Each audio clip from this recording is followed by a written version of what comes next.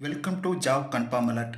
இன்னைக்கு நம்ம வீடியோவில் தென்காசி மாவட்ட சமூக நலத்துறையிலேருந்து வந்திருக்கிற சூப்பரான வேலைவாய்ப்பை பற்றி தான் நம்ம வீடியோவில் பார்க்க போகிறோம். மறக்காமல் லைக் பண்ணுங்கள், ஷேர் பண்ணுங்கள். வாங்க வீடியோக்குள்ளே போகலாம்.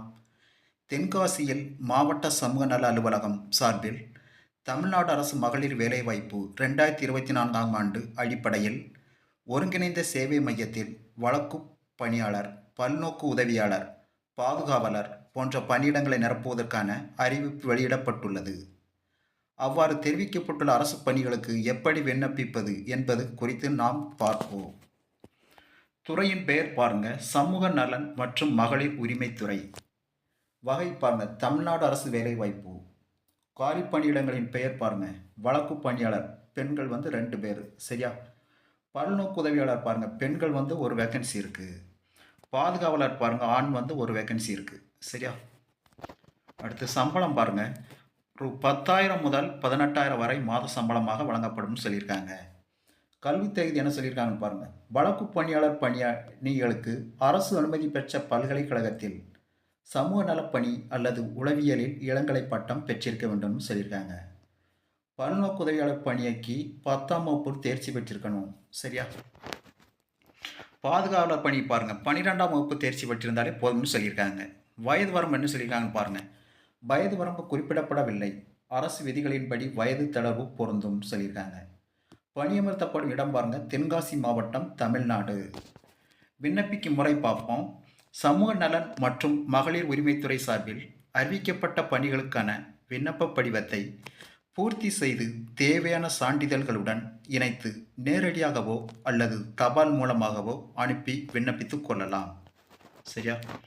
அனுப்ப வேண்டிய முகவரி பாருங்க, மாவட்ட சமூக நல அலுவலகம், 140/5B, ஸ்ரீ சக்தி நகர், தென்காசி 627811.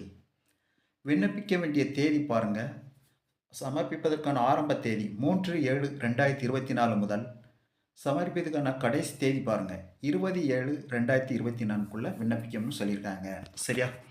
தேர்ந்தெடுக்கும் முறை பாருங்க, நேர்காணல் மூலம் தகுதியான விண்ணப்பதாரர்கள் தேர்ந்தெடுக்கப்பட்டு பணிமர்த்தப்படுவார்கள்னு சொல்லியிருக்காங்க, சரியா. எக்ஸாம் எதுவுமே கிடையாது, இன்டர்வியூ மூலம் தான் தேர்ந்தெடுக்கப்படும்னு சொல்லியிருக்காங்க, சரியா. விண்ணப்ப கட்டணம் பாருங்க, விண்ணப்ப கட்டணம் எதுவும் கிடையாதுன்னு சொல்லியிருக்காங்க, சரியா. பத்திரிகை செய்தியில் நம்ம என்ன சொல்லியிருக்காங்கன்னு பார்ப்போம். தென்காசி மாவட்டத்தில் தனியார் மற்றும் பொது இடங்களில் குடும்பத்தில் சமுதாயத்தில் பணிபுரியும் இடங்களில் பாதிக்கப்பட்ட பெண்களுக்கு உதவும் வகையில் சஹி ஒன் ஸ்டாப் சென்டர் துவங்கப்பட்டுள்ளது.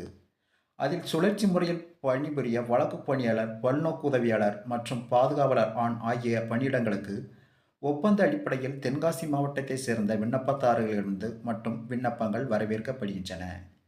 மேற்கண்ட பணியிடங்களுக்கான கல்வி தகுதி, படிமுன் அனுபவம் மற்றும் ஊதிய விவரங்கள் பற்றிய விவரங்களுக்கு www.tenkasi.nic.in என்ற இணையதளத்தில் நீங்கள் தெரிந்து கொள்ளலாம், சரியா. என்ன சொல்லியிருக்காங்க, அதுக்குள்ள ஃபார்மேட் என்னன்னு சொல்லியிருக்காங்க, நாங்கள் ஃபார்ம் எப்படின்னு ஃபுல்லாக பண்ணுறதுன்னு. சமூக நலன் மற்றும் மகளிர் உரிமைத்துறை மாவட்டம், சமூக நல அலுவலகம், தென்காசி. விண்ணப்ப படிவம் எப்படி ஃபுல் பண்ணுறதுன்னு பார்ப்போம். பதவியின் பெயர் பாருங்கள், பதவியின் பெயர் என்ன போஸ்ட்டுக்கு அப்ளை பண்ணுறீங்களோ அதை எழுதிருங்க. விண்ணப்பதாரரின் பெயர், சரியா. தந்தை கணவர் பெயர். அடுத்து வயது பாருங்கள், என்ன வயசு இப்போ கரண்டில் என்ன வயசுன்னு எழுத சொல்லியிருக்காங்க. பாலினம் பாருங்கள். அடுத்து செக்ஸ், முகவரி, சரியா. திருமண நிலை, திருமணம் ஆனவரா ஆகாதவரான் அப்படின்னு சொல்லுங்க, சரியா. அடுத்து தொலைபேசி எண்.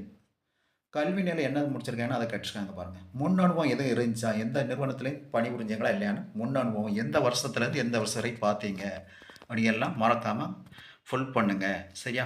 மறக்காமல் விண்ணப்பத்தார் உங்கள் கையொப்பம் போட்டுருங்க.